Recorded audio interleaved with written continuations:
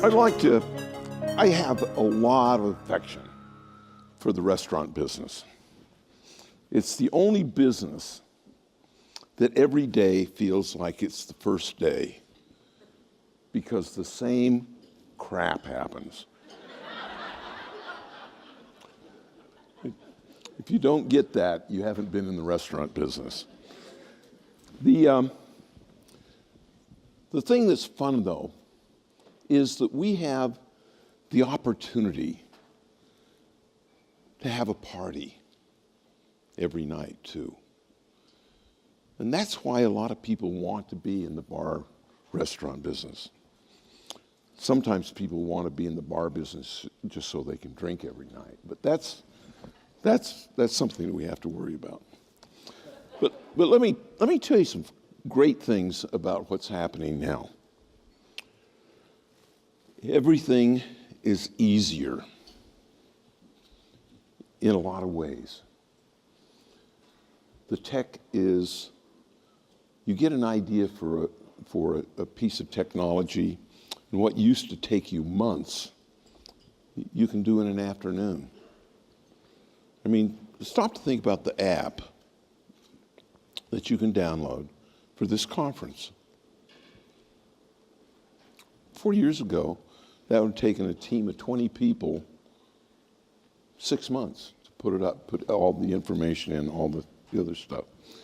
Everything is getting simple. But at the same time, everything is getting complex. And the complexity is as much about people and skills and regulation as anything else. I'm going to come back to that now that my slides are on, so I'll get back on track. And I'll introduce you to Nolan Bushnell at 10 years old. If you were a geek in the 50s, you were a ham radio operator. And I was W7DUK, and I talked to everybody in the world. But what I really was, I was a poser. Nobody knew I was a 10-year-old. I could talk to people who were actually adults. And it was probably an idea that would come later on with the internet, where you could be anything you wanted to be. You could be a gorgeous 23-year-old while being a 50-year-old man in his underwear. I'm not sure that's a step forward. Fast forward to college days. This is a PDP-1. And that screen was a unique thing to the PDP-1. And a guy named Steve Russell at MIT programmed a game called Space War.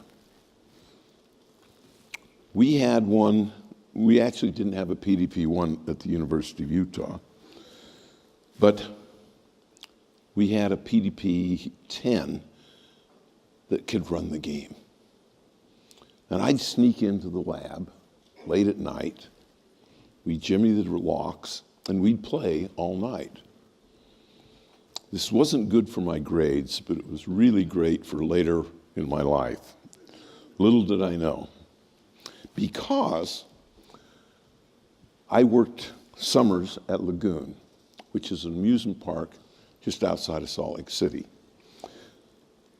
I was carny, as you can tell.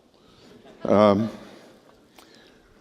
the carniness was really about, what do people want to do?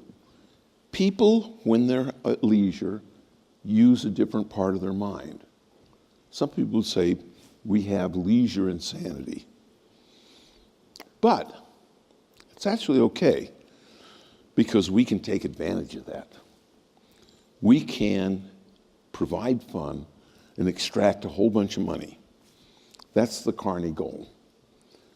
But I ended up managing the amusement park's game centers. And we had kids throwing, we're selling balls to knock down milk bottles, basketballs to do hoops, skee ball, but in all sorts of coin-operated games. There were nothing really more than slide projectors and things like that. And I said to myself, I know the economics of the coin-operated game business. And I know if that screen was in my arcade and had a coin slot on it, people would put money in it. But then you put 25 cents, 3 minutes, into a $500,000 computer and the math doesn't work. But I said someday the computers are going to get cheap enough. And they did. And one day, while I was working at Ampex, the prices came down and I was able to figure out a way to make a computer game. And sort of the rest is history. I want you to notice something here. How tall is that woman? She's tiny. She also happened to be an exotic dancer. But I'm not I'm not going to say anything about that. You're not allowed to anymore. And then Atari was formed. And Pong. There were two innovations there. One was the polka dot shirt, which did not catch on. And then Pong, which stood, so 50-50. My batting average was 500. At Atari, I got thinking that I'm on the wrong end of the equation. And the wrong end of the equation was that I was selling coin-operated games for $1,500 to $2,000, but in their lifetime, they'd get $30,000 to $50,000 worth of coin drop. You say, I should be operating these puppies. But I didn't want to compete with my operators who were buying the machines. So I said, I have to build my own game center. And it has to be standalone. And this is the fall of 1975.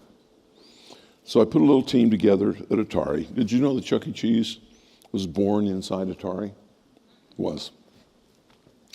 And the code name was Coyote Pizza. It's going to be kind of Wile E. Coyote kind of guy. And that fall, I went to the IAPA show and bought a costume, a walk-around costume of Wile E. Coyote, or a coyote.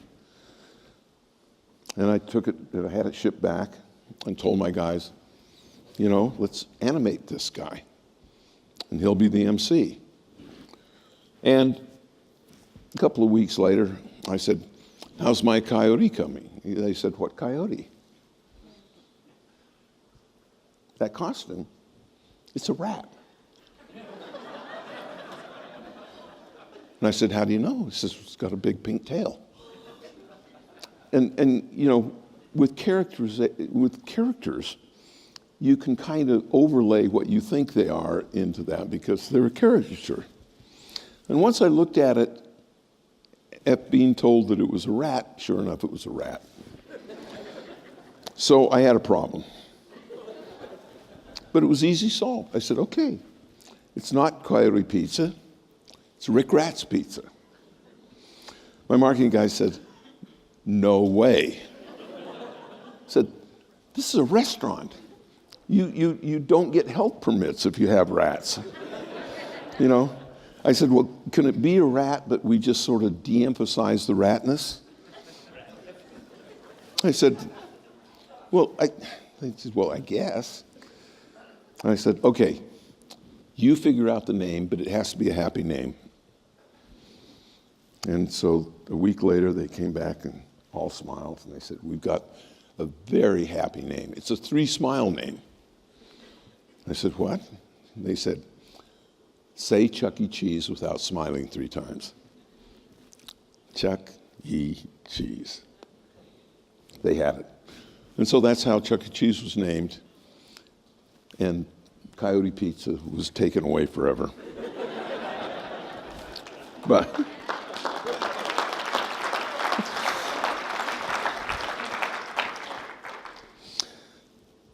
you know, then I sold Atari to Warner, and they said, "We don't want to be in the pizza business."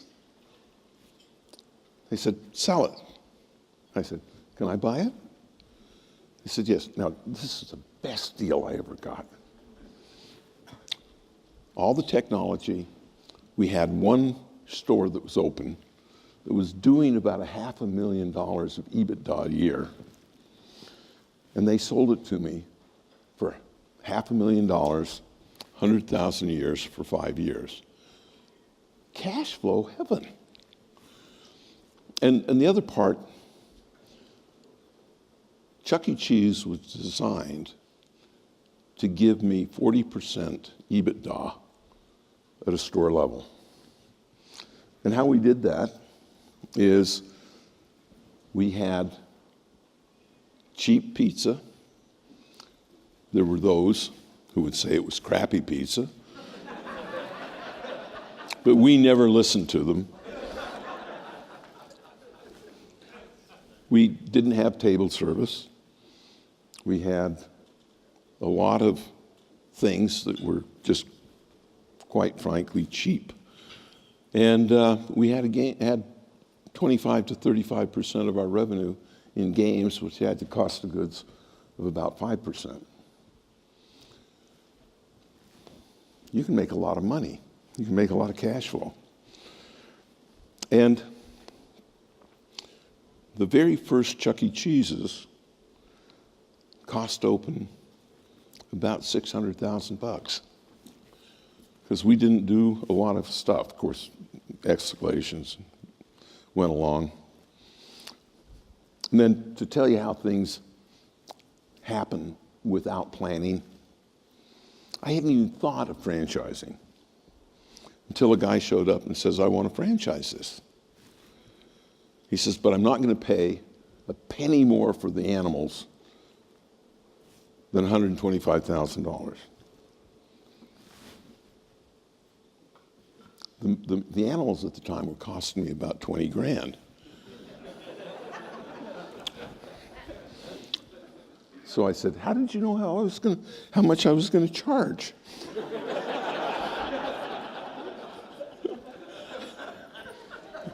So we started franchising. When I sold the company, we had 150, company stores and about 150, a little less than 150 franchises. And right now, the enterprise is, I think it was purchased by Apollo 2 years ago. I was part of the acquisition team. And they're going to take it public again. They expect to take it at a market cap of over $2 billion. So I'm proud of that. It works.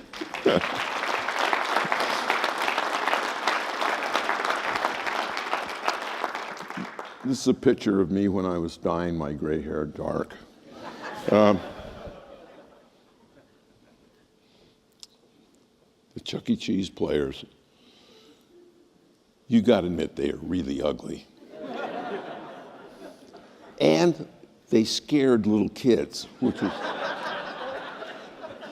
was an extra benefit.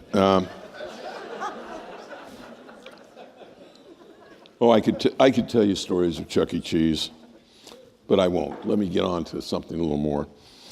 I kind of peaked too early with Chuck E. Cheese and Atari, but I also invented automobile navigation, which I'm really proud of. Like if you open up your phone and look at Google Maps or anything like that, that's all based on my technology. And then I did a robot. This is actually my lab. It's gotten messier since.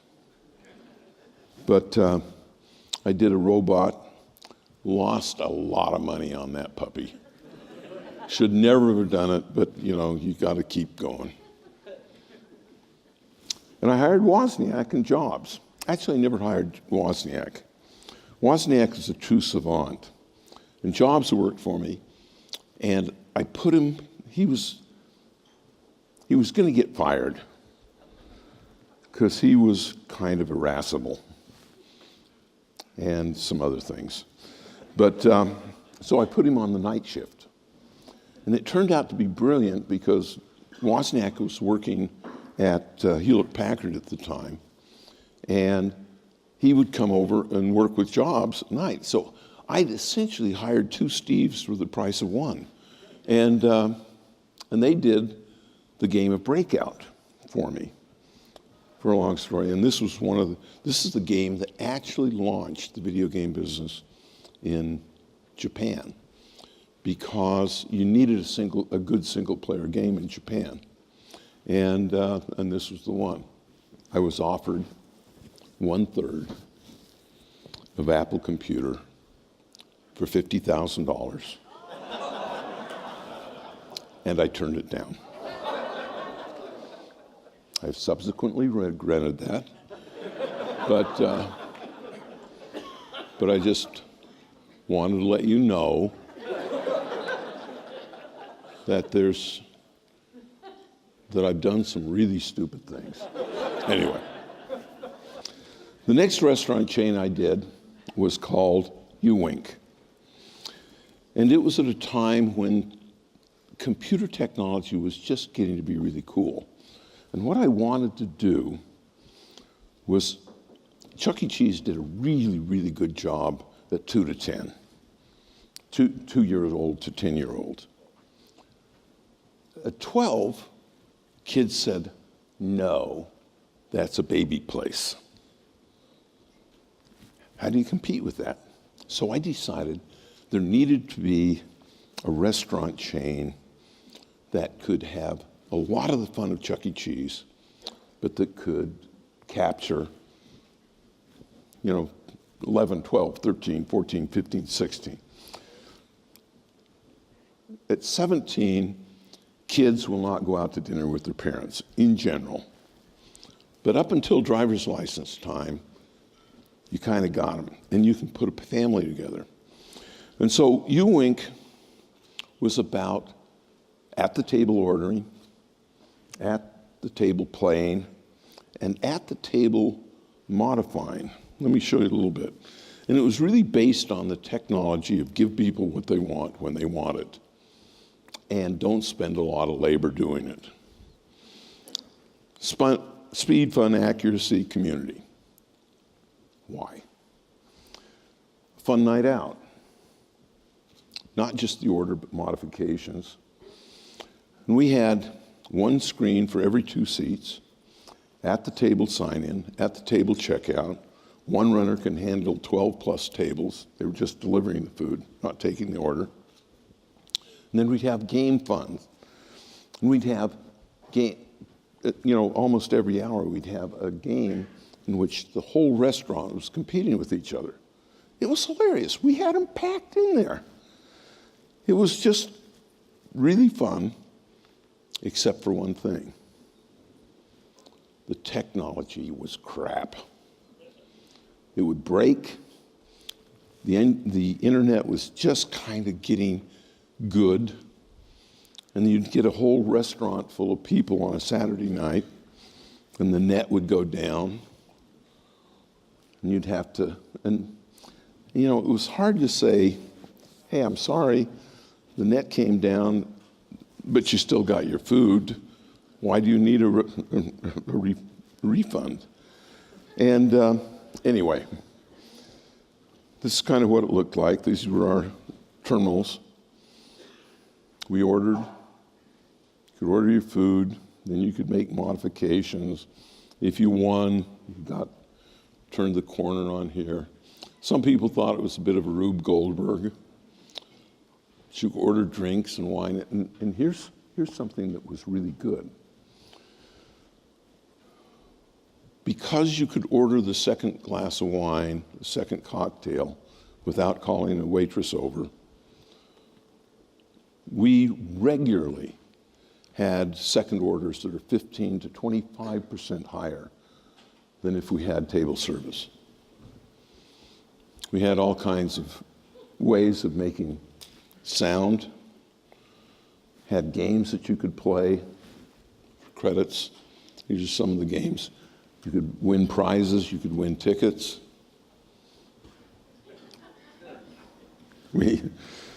Oh boy,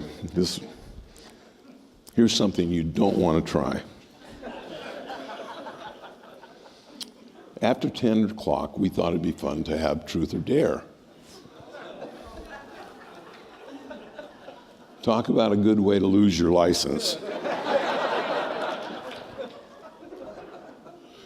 In the right environment, alcohol, couples, truth or dare, it's entertainment all by itself. These are some of our games. We did all kinds of fun stuff, call a cab, advertising, polls, call a cab. Fast forward. U-Inc. was too far ahead of its time. Our cost per table was about $15,000 because we had to have a full PC, we had to have touch screens that were superimposed, they weren't centered. The whole damn thing could have been done by an iPad 2 years later for $400. Talk about being ahead of the curve. It's true. Pioneers often get the arrows, settlers get the gold. Now if you go to, this is a picture out of the Newark airport, all at the table ordering. Their software isn't as good as ours, but it works. Ours kind of worked. Sometimes. Anyway, here's what we know. Tomorrow's promise is labor costs are going up, labor availability is going down. So we're going to have to do something about it. And technology has to be a part of that. And if you're going to have table service, I really suggest that there are a whole bunch of fun things you can do with at-the-table ordering. I think you're going to be forced into it. And so figure out how to do it with class, with a poem, and get the user interface right. Today, people are much more used to cell phones than ever before. And so the user interface, you've got a population out there that is pretty well trained, but don't worry about it. And you're at a crossroads, really, in which the next 15, 20 years, there's going to be more disruption in every industry, including the restaurant industry, than ever before. And I will predict that half of the companies represented in this room will have failed 10 years from now. Frightening. And it's not because I don't like you guys. It's just because the society is going to change in some remarkable ways. And I believe that I have a little bit of a solution for you. Right now in the United States, there are 200 regional malls that can be purchased for land value less scrape cost, teardown cost. Because the primary reason that malls existed was the blend of entertainment and shopping. A lot of people look at the mall business and say, why are they all going out of business? Why? And it really has to do with the flawed economic model in which they said, we can give really good rent to Macy's and Sears and Penny's, and we'll really stick it to the guys in between. I mean, that's their economic model. Problem is, it's not fun anymore. And when you just want to shop, you do it on Amazon, Costco, or Sam's Club. And so you can't take, every time there's a Costco there, They're sucking $400 million of business out of that economy that used to go to the malls. Just won't happen anymore. Same thing is going to start happening to the restaurant business. Who knows what this is? Amazon Echo? Voice recognition. Voice answering. How many of you have thought that you could take orders by Amazon for almost no money? I mean, you're talking to Betsy or Lance. Now you can talk to Alexa. And yes, she can be irritating at times. But at the same time, Google Home will be operational in 30 languages this fall. So all of a sudden you have a 30-language, multilingual server sitting at the table. Can you train people to order? You can give them a menu, keep it there, order off the menu, do modifications, ask questions. The tech is so good. If you don't have an Echo, if you don't have a Google Home, get one, because you're going to be playing with that in a big way in the next 20 years. Who knows about this restaurant outside of London? Anybody? Fat Duck? Fat Duck is a gastropub. Are they selling food? Kinda. But what are they really selling? They're selling a story. The food is weird. Liquid nitrogen, foamy stuff that tastes like sea brine and things coming along. And a pair of earphones in which, for the seafood course, you're hearing the waves falling. And every course has a story associated with it. And it's just one hell of an experience. It's fun. It's food. It's experience. They augment the sound, or the experience with sound and visuals. Now, we've known in the video game business for a long time that when you have sound associated with the graphics, people perceive the graphics to be better.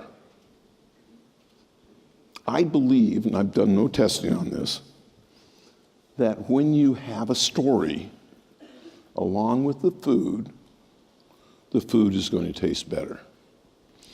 But the most important thing is you can really charge through the nose for it.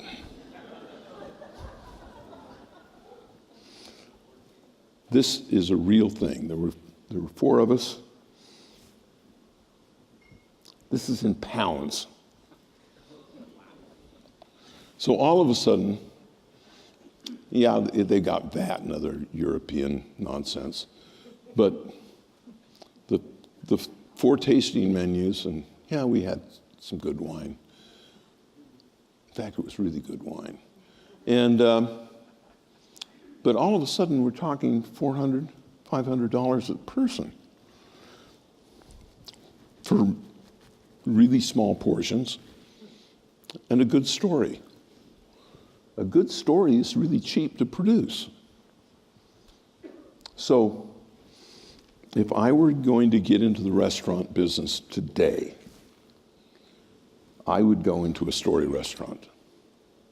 And I wouldn't charge outlandish amounts, but I would have some really great damn stories. And I'm still a little bit of an engineer, geeky guy, but today I can get an LED projector that has very close to infinite life. They're not very big, about like this, for $60. Takes an HDMI input. I can create an HDMI video stream from a Raspberry Pi. I've just spent another $35. So for under $100, I've got an image creator that I can trigger based on the the food that's being served. So now the booth lights up with farmyard. And then we have a scent creator that brings in all the scents of the farmyard. Well, maybe not that one, but you know, sometimes part of the food experience is a walk through a pine forest. The coffee comes going through the coffee plantations of Costa Rica. I mean, all of a sudden we can create story, drama with our food. So now you can take a ticket price of $60. You can turn that into $100 all over the place. So if anybody wants to join with me, do all the work, give me some of the money, I'd work with you on that. And of course, we have Apple Pay and credit cards and a lot of stuff. But do we take Bitcoin yet? My gut is that cryptocurrencies are here to stay. Blockchain is really, really, really an important piece of technology. I'm not sure it's Bitcoin. Bitcoin is kind of the first generation of the cryptocurrencies. There are a lot of things that are wrong with it. But Ethereum, a coin called EOS, all of these allow for smart contracts to be put on the blockchain. And you can have authentication. People cannot cheat in the ways that they've done in the past. So watch that. There will be a Bitcoin, a cryptocurrency play in your future in the next 5 years. And then, of course, you have robots everywhere. Not like this. These are ugly. But like this. This is a robotic bartender. And it's actually kind of fun to watch. You know the old story, if you've got a bartender that's stealing 5%, you give him a raise. No, I have not met a system that can keep a bartender honest. These guys I can. Getting all the money in the cash box all the time, that's a really good deal. And they, in between they ballet, and then you have an Alexa there that can talk to you and let you spill your troubles, and they'll, you access the psychiatrist algorithm, keep walk the person down off the edge. What's this? This is probably your biggest threat, because you can now have a commissary in the center of a mile radius, and you can provide the same experience, the same food quality, the same heat, the same temperature that you can get in the restaurant, delivered to your door within 4 minutes. About the same time that it sits on the warming oven waiting for the wait staff to take it to you. These things are cheap, they're rugged, they don't need a person flying. All you do is you put in a address. Everyone in this room will have a robotic landing area in their home within 5 years. Everybody here. What's that going to do to the restaurant business? What it really means is commodity food. Feeding people because they're hungry is no longer a viable option. What people are going to demand when they go out is fun. They'll want you to have colored light-up shoes or something equivalently stupid. All this goes away. No longer a viable option. It's delivery. Why go in to do this and carry it out? The robots do it better. Robots everywhere. This is again another picture when I was dyeing my beard. Who are these? You may think they look like scientists, but they're actually cowboys. 80% of the beef products that you will be selling in 10 years will be vat grown. Why? Well, it turns out that protein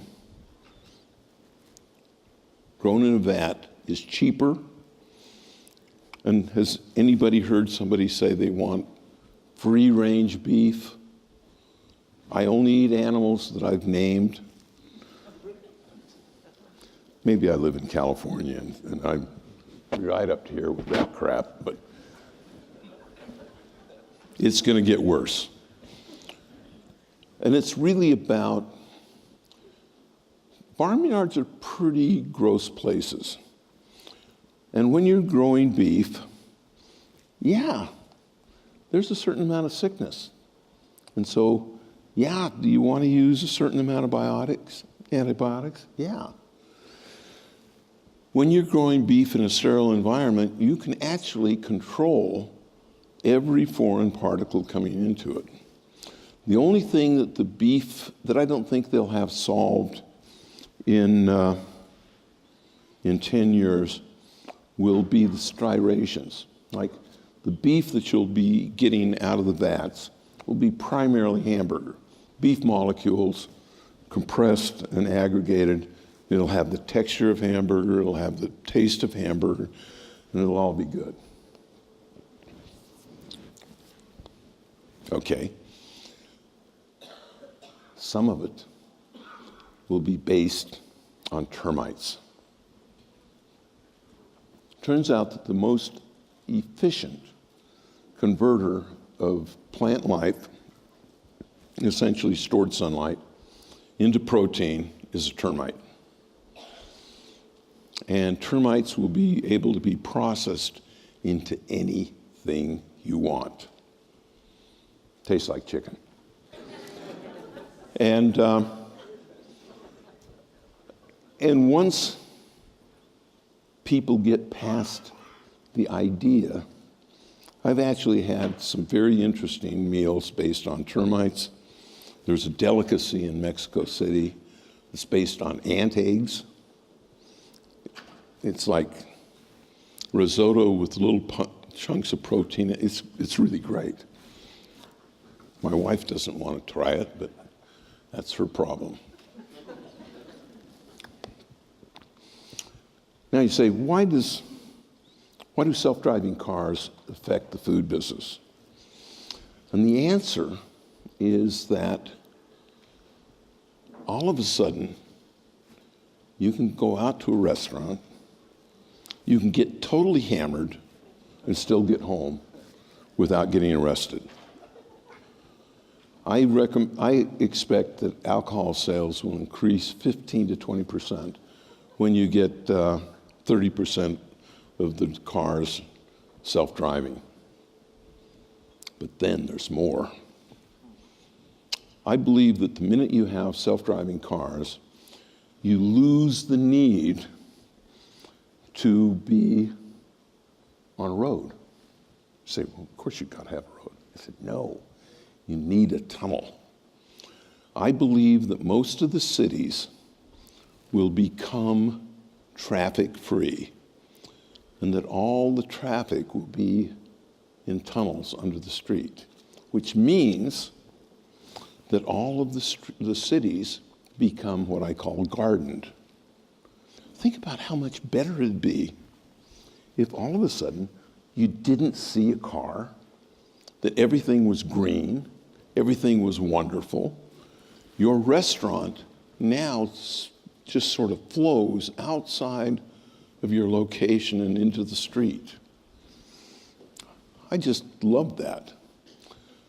And what I can do is, because it's so cheap to do this, because you don't have to have the full depth, I can have a lane of traffic, self-driving, that's 120 miles an hour between Santa Monica, where I live, and downtown LA.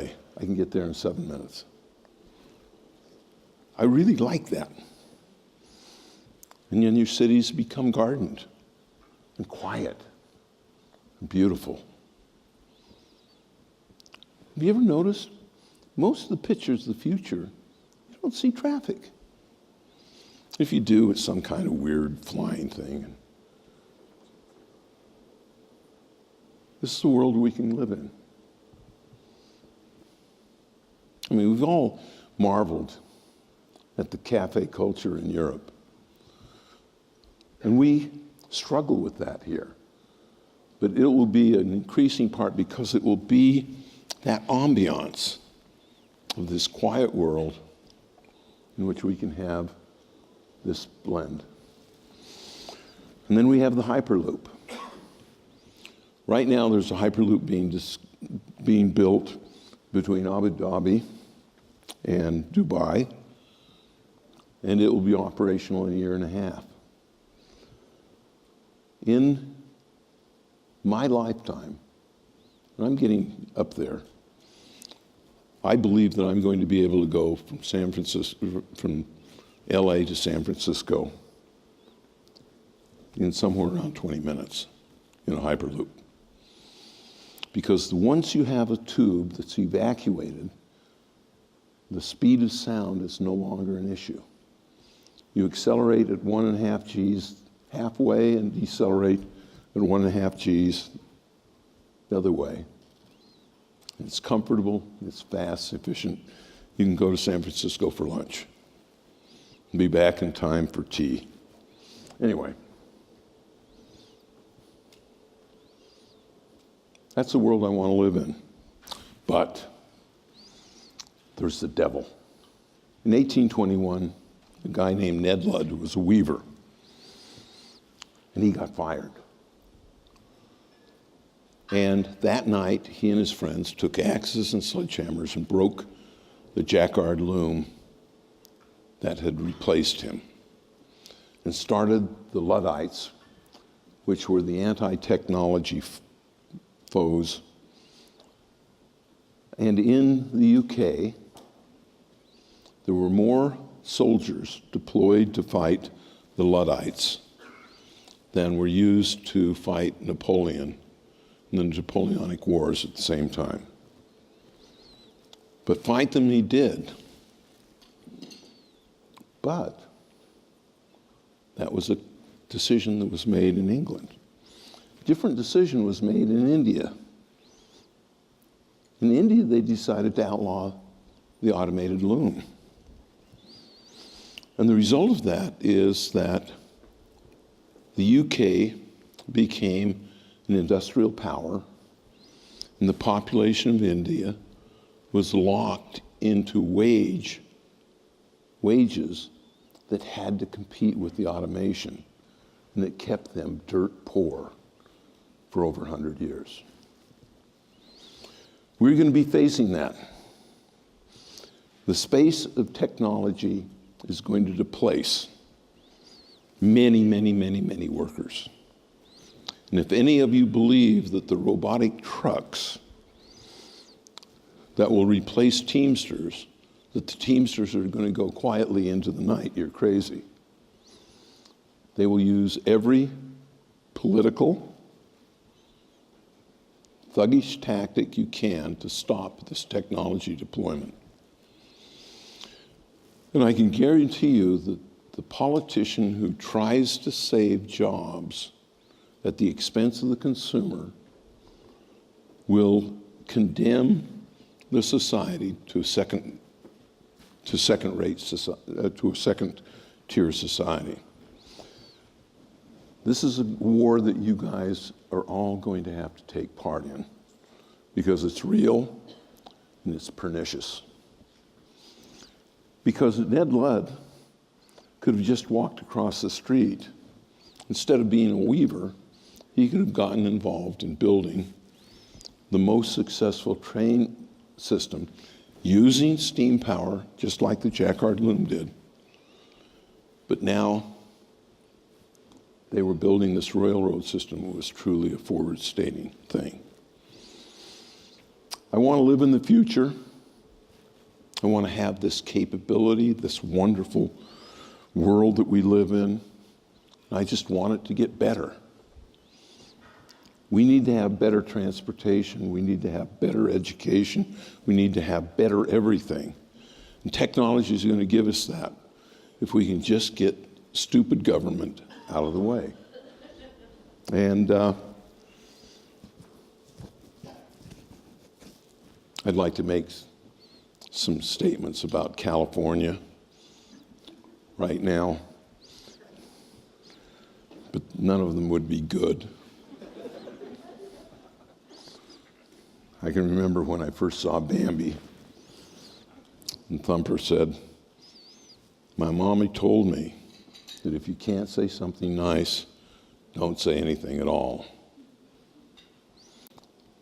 The trajectory of California is to drive out the middle class, destroy small business, and leave the society with internet millionaires and the people who cut their lawn with the middle cut out. And if we're, as restaurant operators, we're all right there smack dab in the middle. And so we got to watch your head. Glad you could be here with me and let me ramble on. And I think that we can build some really fun entertainment enterprises. And the world is going to be very different. And it's for us to figure out the way to mold it into a better world. Thank you very much.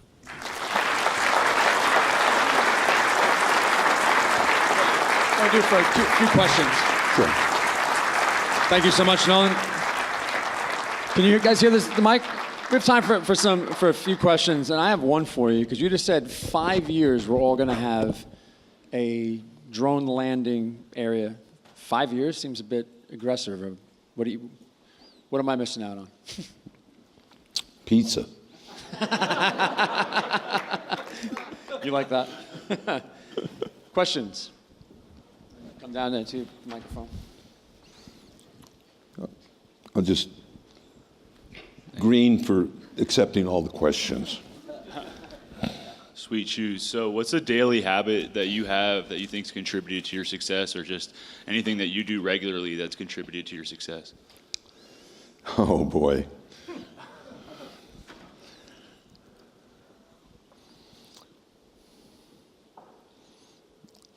I could take this in so many directions.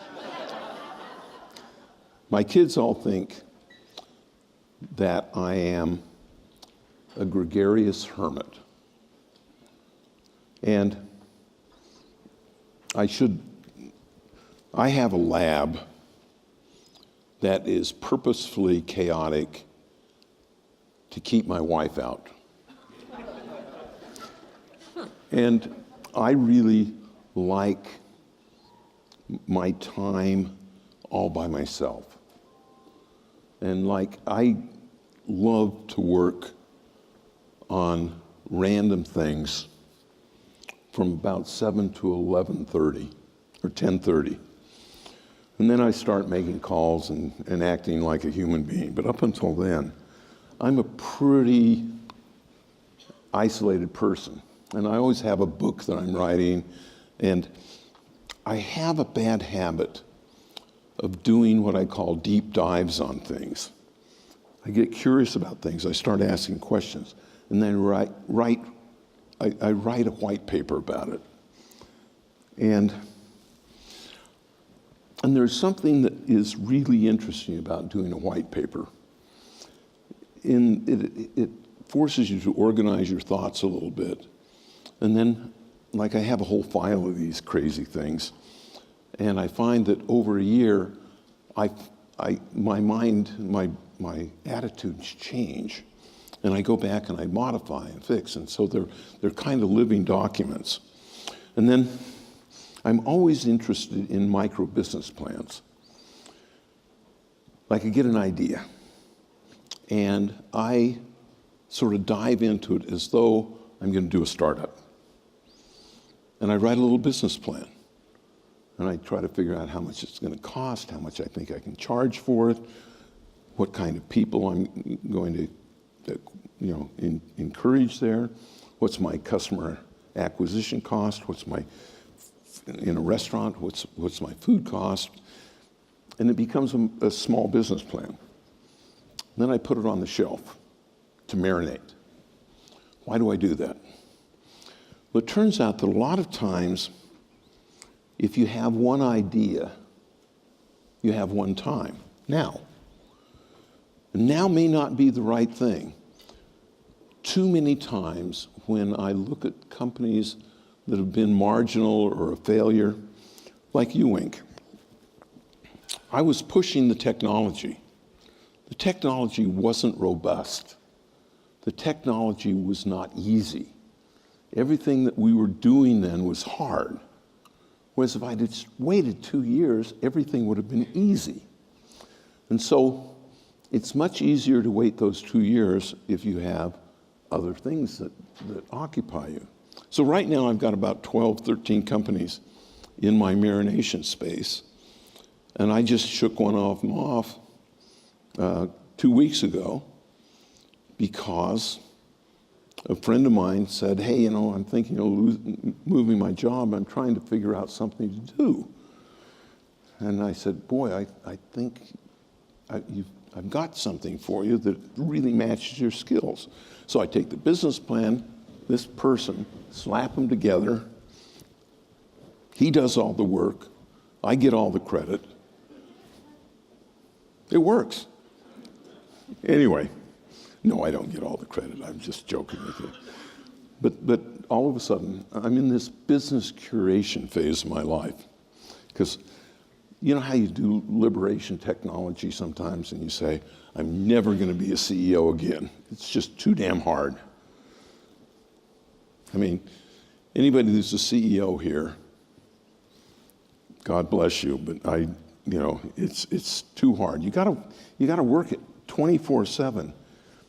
And I don't have that kind of focus anymore. Anyway, I'm rambling again. Another question. Atari, with the ending of Atari, and that, and obviously with, I guess, exiting out of Chuck E. Cheese, lessons learned or any, if you could change anything? Oh, I mean, would I change anything? Probably. I think one of the biggest mistakes I ever made was selling,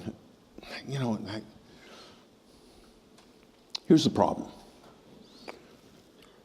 We had the Atari 2600, the Atari.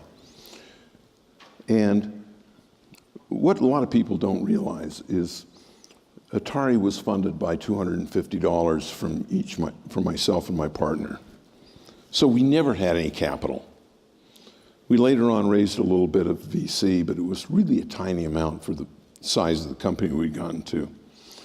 When it came to the 2600, we knew we didn't have enough money to bring it to market. And we were all ready to go public. Well, we got the S1 written, we had our underwriter all selected, and all of a sudden the market took a giant throw up. And so Christmas was coming. It was March, and we knew that we were going to miss the Christmas season. And, we were running scared. And so we thought that getting a big corporate partner was the next best thing to going public. And the only people that wanted to play wanted the whole company, and that was Warner. And they basically screwed up everything. They thought the business was the record business, so the only thing they were interested in are the cartridges. And they destroyed the corporate culture and a whole bunch of other things. For example, they didn't want Chuck E. Cheese. That was good for me. But we were also working on a game network.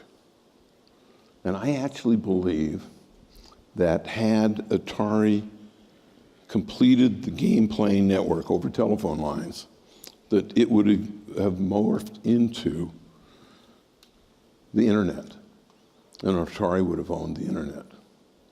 Now, I know that's an Al Gore kind of statement, but... Did you invent the internet?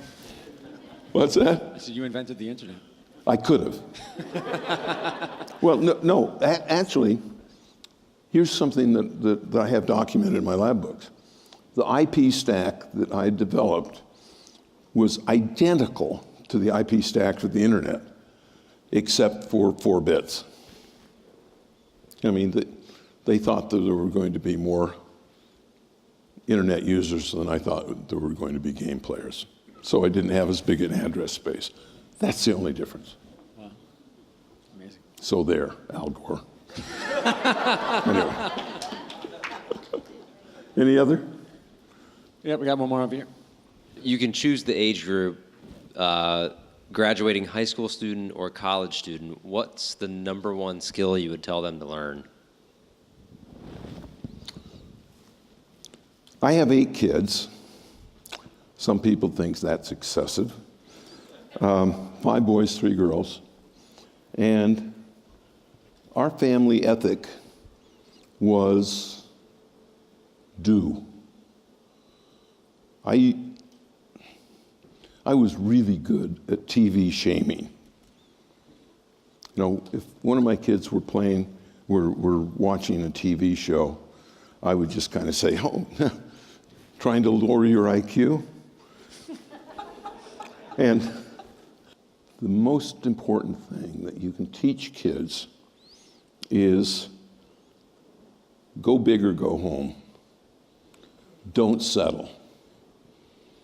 Do important things. And fake it till you make it.